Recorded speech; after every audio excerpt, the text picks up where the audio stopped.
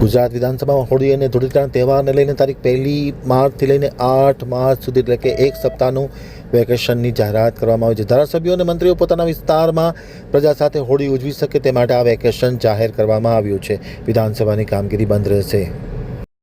હવે જોઈએ ગાંધીનગર આમતક ન્યૂઝ બ્યુરોમાંથી જે કે પટેલનો એક વિસ્તૃત અહેવાલ. ગુજરાત વિધાનસભામાં હોળી તહેવાર નિમિત્તે પ્રજાની જાહેરાત કરવામાં આવી છે. ગુજરાત વિધાનસભાના ચાલુ બજેટ સત્ર દરમિયાન રાજ્ય સરકારે એક મહત્વપૂર્ણ નિર્ણય લેવામાં આવ્યો છે. તારીખ 1 માર્ચથી લઈને તારીખ 8 માર્ચ સુધી વિધાનસભાની કામગીરીમાં હોળી ધૂળેટીનું તહેવાર નિમિત્તે વેકેશન જાહેર કર્યું છે. ધારાસભ્યો અને મંત્રીઓ પોતાના મત વિસ્તારમાં પ્રજા સાથે હોળીના તહેવારની ઉજવણી કરી શકે તેવા હેતુ સાથે આ એક વીકનું વેકેશન જાહેર કર્યું છે.